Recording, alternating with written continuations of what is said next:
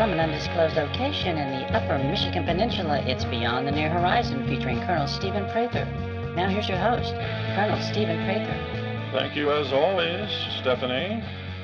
A hearty welcome to all of you out there joining us for the next little while as we journey together into the darkness, beyond the crest of the vanishing point and infinitely onward. It is Tuesday, December 25th. A very Merry Christmas to everyone, including our interstellar listeners. As is tradition, tonight, my friends, I'm very pleased to say we will again present for you our predictions show. And, as you might be anticipating, that means we will be welcoming on our international line from the United Kingdom, Clairvoyant Audrey Partridge, who will be employing her extraordinary powers to give us the briefest of glimpses over the hedgerow into 1980. I have to say, the holidays always get me thinking about those folks from our past that have long since laid down the warm pretzel and exited Mothership Earth. I wish you all could have met my late cousin Bristow Porter. If ever there was a boil the celery with the chicken guy, that was him. Played 3 sports, ran for city council when he was 17, had his own business making custom anatomically enhanced wrestling figures, which he sold to a handful of discreet clients. But Bristow was only about a decade older than me, and I suppose I looked up to him. It was always a little adventure when my mother drove us that hour or so in our rusty Chrysler Roadster across the state line to visit. He and the rest of the Porter family lived in a little burg named Malaysia, Iowa, right on Highway 65, in a line of modest 2-bedroom prefabs. These were all holdovers built for laborers from the Arizona Felt Furniture Factory, owned by Troy Otterman. Now, in case the name didn't give it away, Arizona Felt only sold their furniture in Arizona, owing to the perennially dry climate. But that ended very abruptly in 1951, when Arizona had one of its wettest years in history. Poor Troy vanished like mustard in a furnace. The factory shut down, but the houses remained in use for about a half-dozen families, including the Porter clan. Bristow was always outgoing, and 2 houses down from his parents' place, he befriended a little blonde girl named Annabella Mesozoic. They were friends, then dated in high school, and even set out to university together at Eastern Central College of the Lower Humanities, where they both majored in Nietzschean welding, if I remember correctly. Things started to take a downward swing for Bristow about a semester in, though. Annabella met a very enigmatic dairy sciences student from Stockholm named Istvan, who had a habit of communicating with people via a rather unnerving puppet harlequin named Pip, which he always carried with him. She absolutely fell under his spell, and poor Bristow got dropped like suspenders in a bordello. Bristow leaves college, completely dejected, winds up back home at his parents' place, and on most days he just sits alone on the little concrete steps in front, staring across the highway at the Crystal Goblet Motel. Refused to interact with anyone. They bring his meals out to him, and he sleeps curled up on the steps, staring at the motel. Well, about 6 months later, word comes down that Istvan and Annabella are going to be married. Now, the news spreads like gonorrhea on a shrimp boat. Not only is Bristow suddenly gone the next day, but the Crystal Goblet Motel, which by rotten luck was closed for repairs, had been absolutely wrecked overnight. Signs in the swimming pool, busted windows, chairs in the parking lot, the whole Keith Moon. The bride and groom, on hearing this, are understandably a little nervous and hire one of the local Lutheran street choirs for security on the wedding day over at the Tab Hunter Pavilion of Love. But the ceremony goes off without a hitch. Annabella, Ishvan, and Pip thank the guest and head up to the Island of Desire suite. And when I click on the light, Annabella notices a big lump under the bedspread in the middle of their queen-size accommodation. Well, Ishvan takes a few steps back and gets Pip ready to speak. Annabella steps forward, pulls back the covers. Mind you, this was years before The Godfather came out, but there, right in the center, laid a fiberglass horse, sawed off its base with a note taped to it. It turns out this was the carcass of a little mechanical horse named Ignominy that had stood near the front lobby entrance of the Crystal Goblet. Well, Annabella knew immediately what this was, and was more angry than frightened. Apparently she and Bristow used to play on Ignominy all the time when they were growing up. But it turns out the note was the real problem. Bristow somehow managed to write it in Swedish. I won't do it justice, but it came out something like Dubia Dragmeg, which apparently is very close to You Betrayed Me in Swedish. Ishvan was convinced this was from Pip.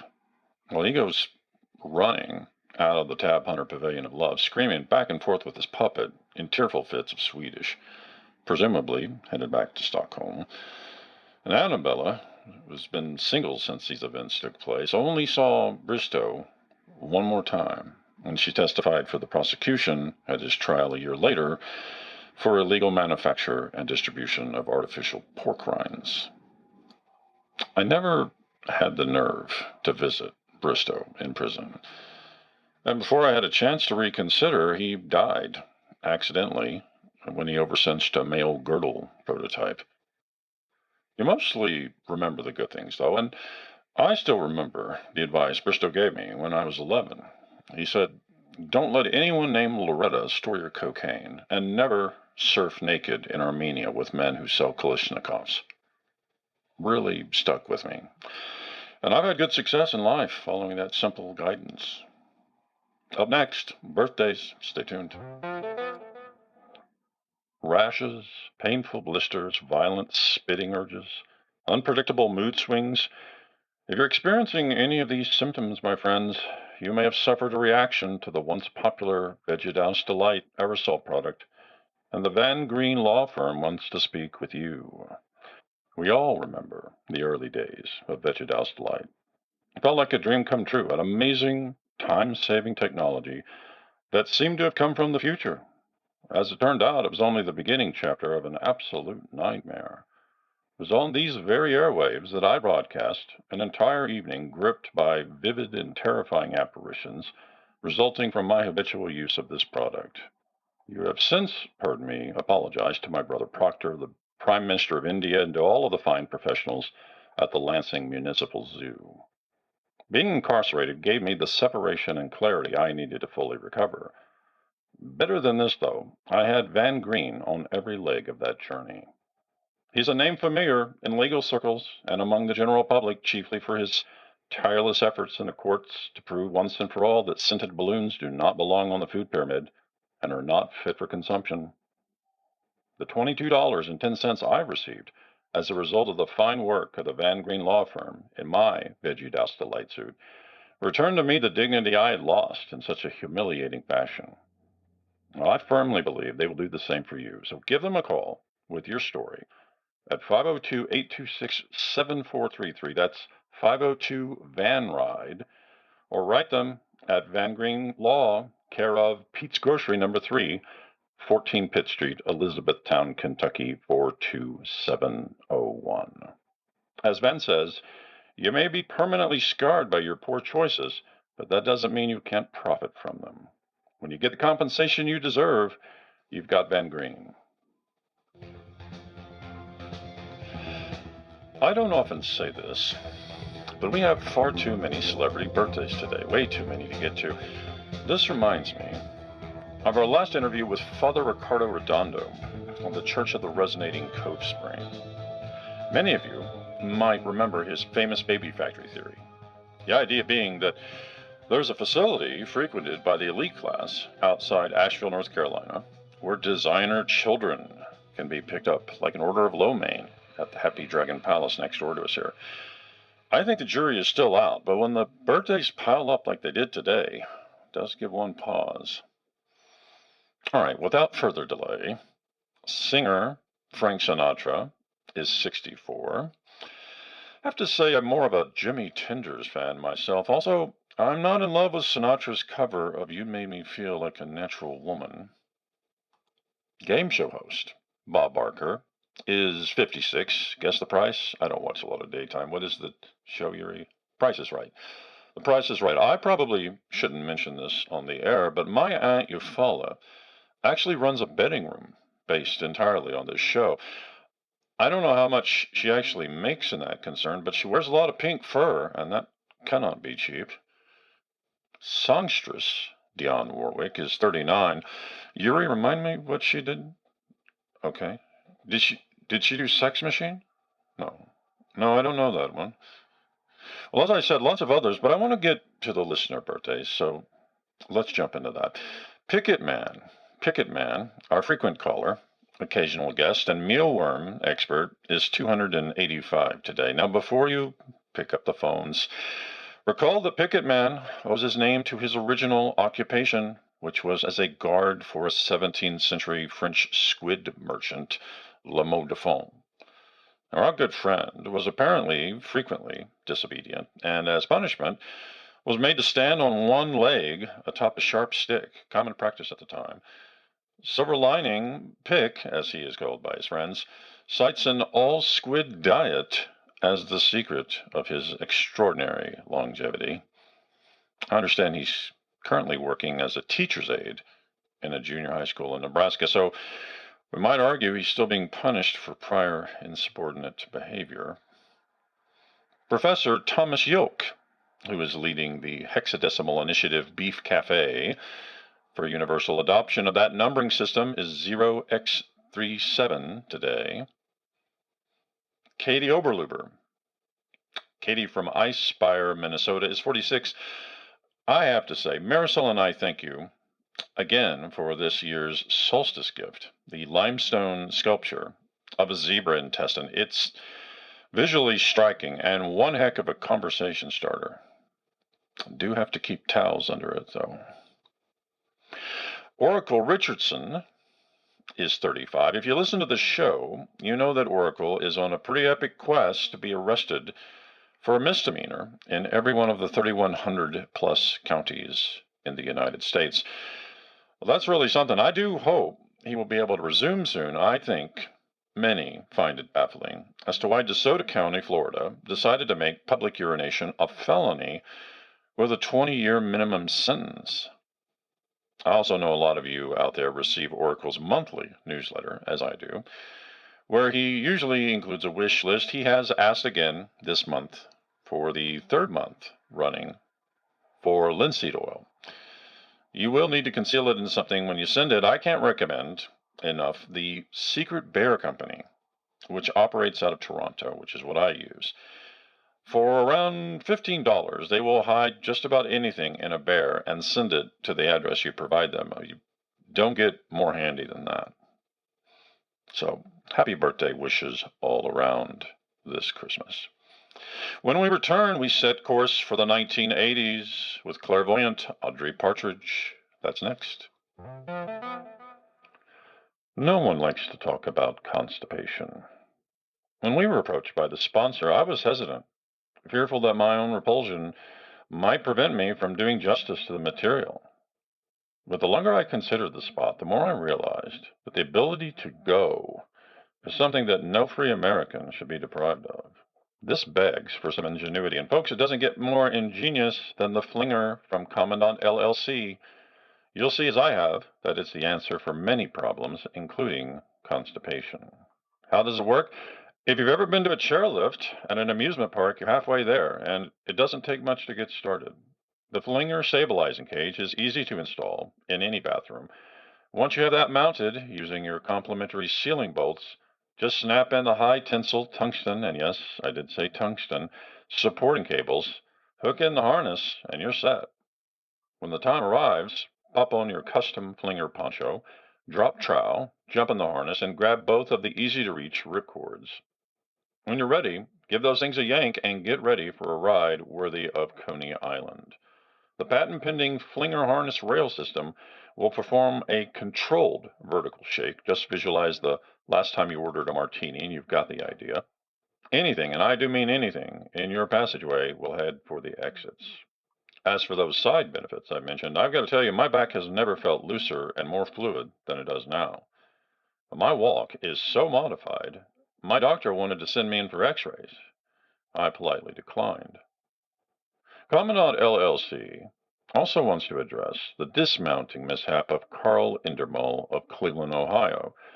While the company offers its most sincere condolences to the Indermull family, it does wish to highlight that an independent study found Mr. Indermull's condor wing customization was largely responsible for his unfortunate ensnaring in the apparatus. The important thing is that when used correctly, the flinger will enrich your life and provide daily, solid entertainment. Honestly, you're going to have trouble keeping the kids off of it. My nephews are obsessed with this thing. Talk with an expert installer today at 1-800-354-6463 or 1-800-FLING-ME. They'll arrange for a home visit where they will make conceptual sketches right on the spot.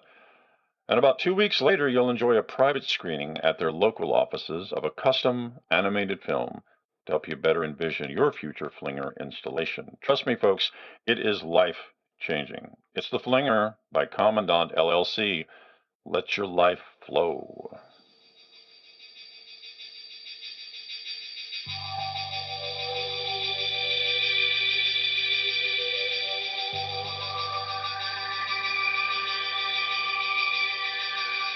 All right.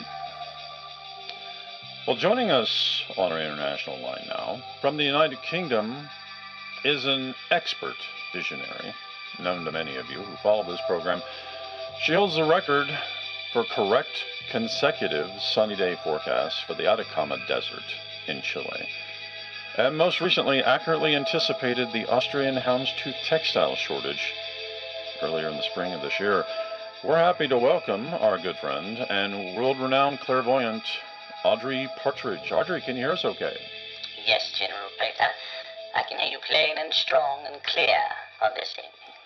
Well, great news. Colonel is fine. Before we get into the main business, I know you keep extremely busy. Catch us up with the latest in your world, Audrey. Quite very busy indeed. In mid-November, I attempted for a third time to interview roofing contractor Barnett Schuster in regards to the cabal of Scottish mushroom shrew that have reportedly assumed financial control of several villages in North Yorkshire. I see. He escaped on foot as I pursued him through a ceramic dental appendage conference at the Ulster Gardens. Beyond that, I've only just come back from a short trip to the south of Upper Squashhamshire. Don't know if I'm familiar with that particular village. Is that in the Cotswolds?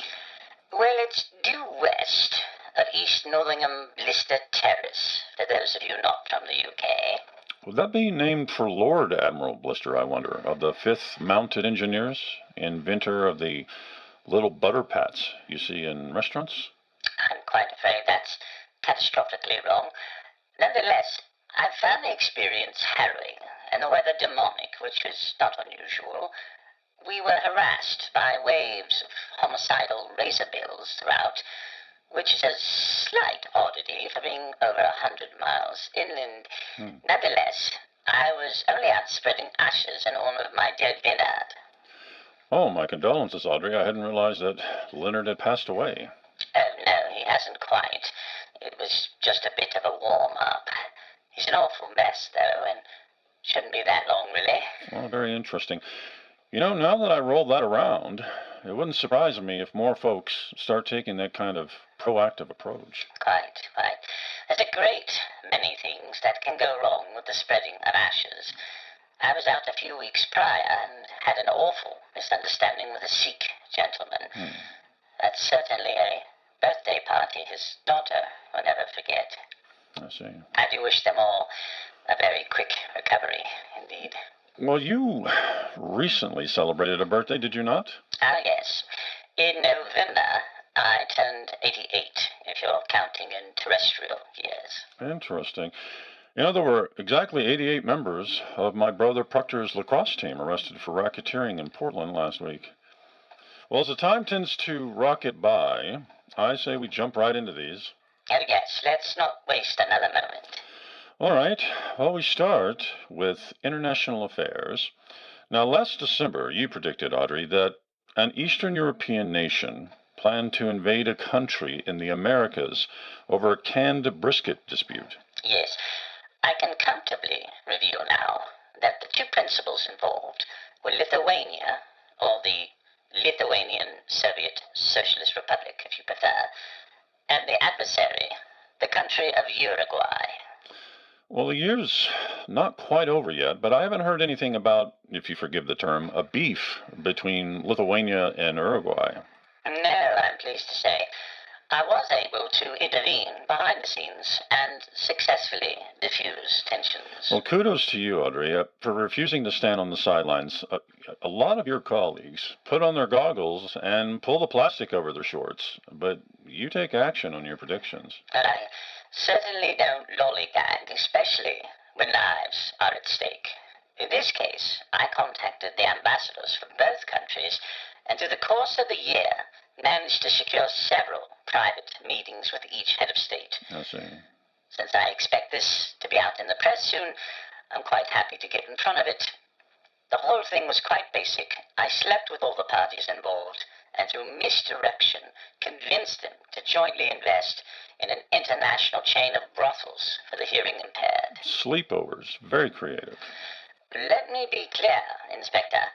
I had sexual intercourse with every man jack of them. This required all the guile I could manage and a significant expansion of my wardrobe, which differed greatly between Uruguayan El Presidente Mendez and his counterpart, Lithuanian First Secretary Griskevicius, who liked to be called Grizzy. Well, you're quite the feminist, Audrey. Any conflicting feelings about engaging in a serial orgy of this intensity? No. To the contrary. I make my own decisions, and this was a mission in service of humanity.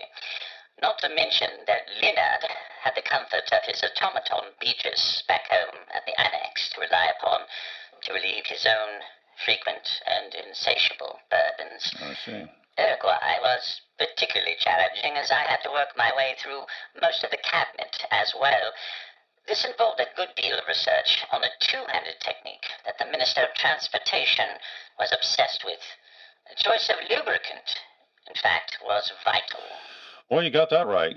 Good lubricant can be hard to find. When he was still in Ankara, my brother-in-law, Faisal, who's a farmer, out of desperation, picked up some in a tanning salon and used it in his tractor.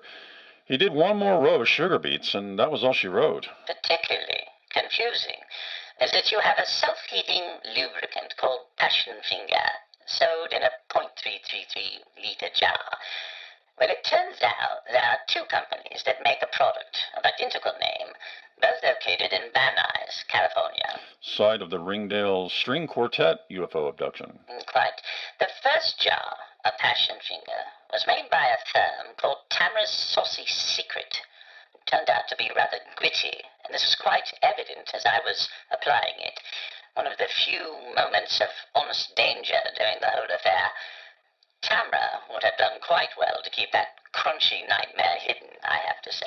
Well, I wish I had another show just to dig into lubricant. We had Pastor Carson of Unity Sphere Tabernacle last month, and After that discussion, I'm not so sure your standard lubricant isn't produced without supernatural assistance. Well, how about next year, Audrey? What do you see on the horizon in 1980? As you know, the big news from yesterday is that the Soviets have invaded Afghanistan. This has triggered many visions. Right, ironically, under the terms of the Soviet-Afghan Friendship Treaty, as they called it. Yes, not the sort of friend I would seek out. I now predict that in January 1980, the Soviet Union will invade Afghanistan. Not to be picky, but didn't they just do that? Yes, but the Supreme Marshal of the 33rd Aquatic Infantry Detachment out of Bleeny forgot his ABBA-themed canvas bag. Bell had to pop back for that and then have another go. You know, I read somewhere that this happened to Rommel with his touring shorts back during the North African campaign. In point of order, watch your diet like a hawk when you're wearing those things. That khaki is an unforgiving country. Quite. I next predict in April 1980 that Linda Ronstadt will assume power in Austria and name herself Chancellor. My goodness. Reasons unknown, all public restaurants will be immediately required to field mariachi trios. You know, I have to say, at the risk of sounding callous, that's quite a resume. Singer, songwriter, dictator. I see next, in June 1980, that the province of Nova Scotia will invade itself. Wow. As a Canadian affair, the participants determined that actual bloodshed would come off impolite, so surrogates are employed. I will say that the sight of thousands of Jacques Cartier mannequin heads floating in the Bay of Fundy is absolutely unnerving.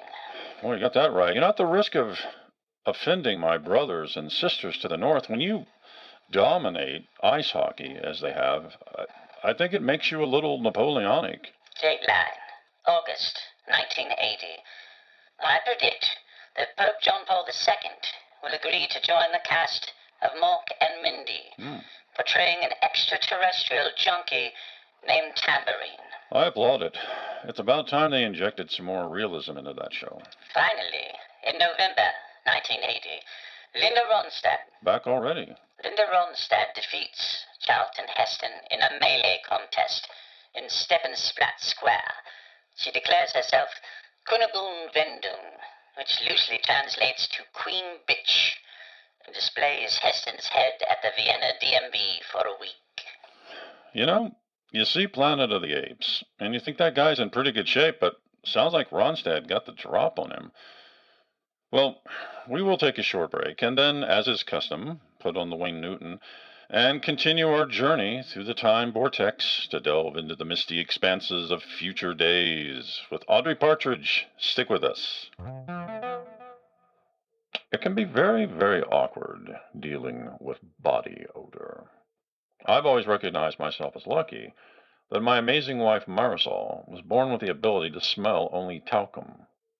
Not everyone is so fortunate. If you're like me, you might have a friend or two that have sequestered themselves due to the presence of malevolent odors.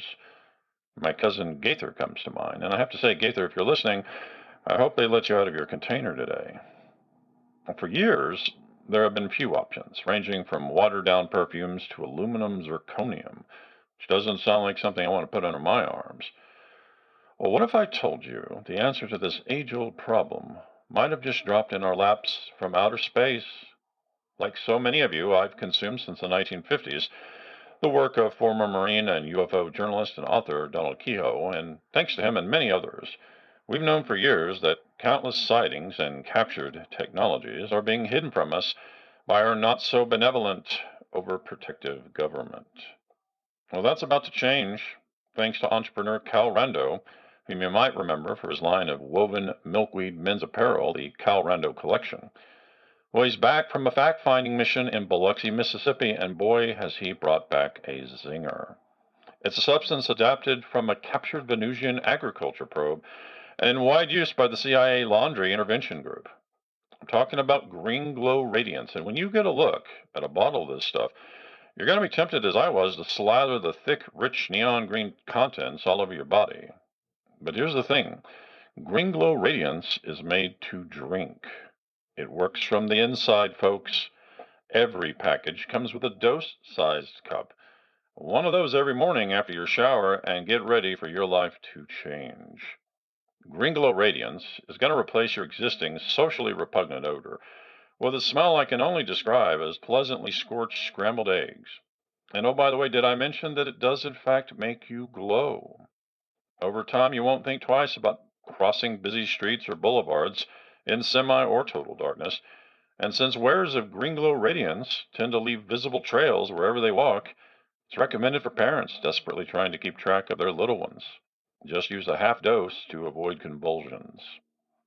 There's only one way to order. That's toll-free 1-800-DIE-DIE-ODOR or 1-800-343-6367. They'll send you an information packet with full color glossies of Cal Rondo in 3 different Western-themed outfits, along with liability waivers and monthly order form. My forearms are a little numb, but I have to say, I love the stuff, and hope you will too. Go get your Green Glow Radiance, won't you?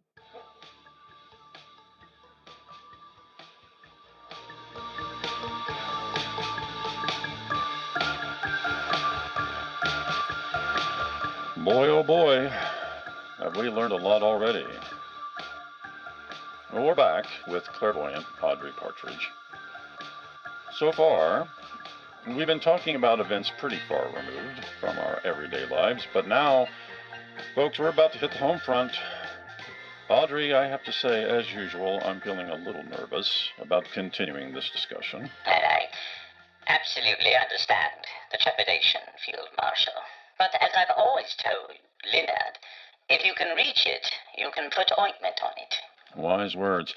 Well, let's turn to the domestic pages then, shall we? I think the prediction that stands out from last December was the Phoenix, Arizona mayoral race. And this is why we put our trust in you, Audrey. As you predicted, a candidate claiming to be half man, half cougar, did run for mayor. Yes. Loomis Gerrand turned out to be that man, of course.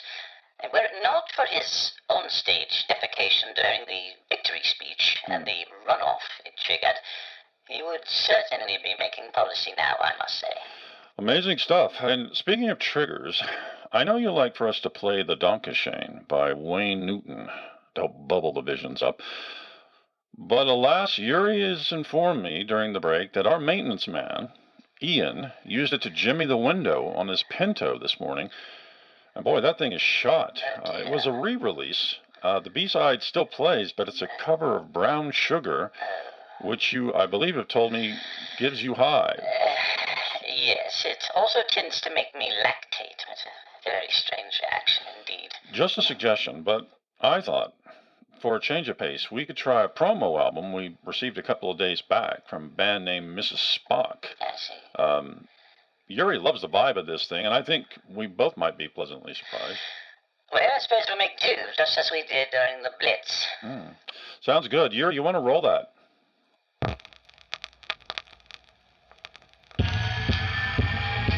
Thank you, Yuri.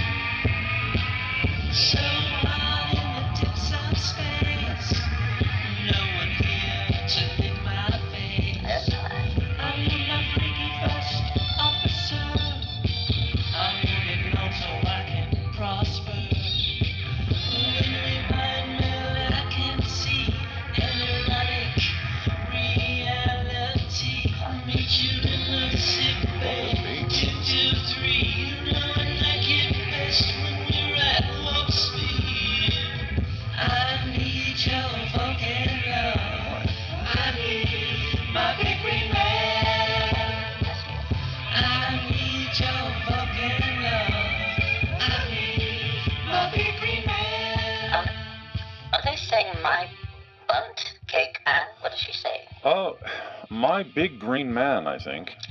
Extraordinary. You know, I'm not a down-the-middle disco guy, but this is pretty darn haunting. Well, I think it will work superbly. The visions are flooding me like never before. These are more out of time there. I can only say that they are likely to happen in the coming year. Perfectly fine. A shopping mall, encounter Carson City, Nevada, will be the site of an interstellar dung beetle infestation. I see. Strangely, this goes largely unnoticed, and the six-legged visitors open a successful Franz Kafka-themed leather accessories store. I was robbed by an Episcopalian at a shopping mall in Carson City once. They stripped me of my saffron-colored golf shirt and my pelvic sling. Audrey, do you see a pet crematorium next to an auto parts store with a Lebanese-sounding name? There's nothing of what you mention, I'm afraid. I do see, within the winter months, the price of beef will reach $250 a pound after a mass cattle abduction depletes livestock across the continent. I see. The actor Clint Eastwood will market a line of tofu shish kebabs under the brand name For a Few Curds More. My God, that's apocalyptic. Quite. Mother's Vineyard will see weeks of violence, looting, and rioting when catamaran waxing in Dior sandals is outrolled. I hesitate to use the word tyranny, but you can only live under Pharaoh for so long, and I shudder to think what would happen if they go after the fertility carvings at Captain Jiffy's. In politics, Alfonso Ernesto Ponta-Real will be elected President of the United States, running as a member of the Rain Barrel Freedom Party. Who in Hades is Alfonso Ernesto Punta Real, I wonder? He's a part-time bartender from Medellin, Kentucky? Colombia. Well, at least it's Ivy League. During the autumn months, a full-sized wind-up pickup truck that emits lavender musk will be released onto the market. It will be pulled only days later, after it is discovered that most possums become obsessed with procreating with it. Boy, if that doesn't remind me of my high school buddy from metalworking class, Von Sinterthrust. He loved Buicks. I mean, he really loved them. Extremely sad when the law of the land prevents you from siring your destiny. All I have to say about that. This is shocking. The states of Minnesota and New Mexico will exchange residence, forming the states of New Minnesota and New Mexico. North and South Carolina will merge and rename themselves Utah. Utah is taken, is it not? Not after they voted unanimously to change the name to Ohio. Glad I'll be in Charlotte for the holidays. That'd be the one in Oregon. There's a Charlotte, Oregon? Yes, but not the one you're thinking of. Oh. Charlotte is to be annexed along with large portions of West Virginia by Ohio before they rename the new territory Oregon. Well, as long as Marisol and I can get the massage oil shipment to her grandmother, I'm happy. Well, if you're looking for specific residents, they will be in Joplin, Missouri, Sacramento, California, or San Juan, Puerto Rico, depending on the first letter of their last name. All right. And I also see something else in your future, Brigadier. Oh, this has got to be the asparagus winery. Then question is, do I want to spoil the surprise? And it is entirely your choice. If you wish to choose rank cowardice, you will not be judged. Well, as I said when I tried to win back my mother's wheelchair, hit me. You will be, at last, abducted by aliens. Wow. I can only say, you put in the years I have on a lawn chair in your driveway, and you don't sleep with a lot of clothing on to begin with. It's worth the frostbite and the little stripes on your buttocks that never go away. I also see that you are taken on an extensive tour by your captors. Now we're talking. Ah, yes.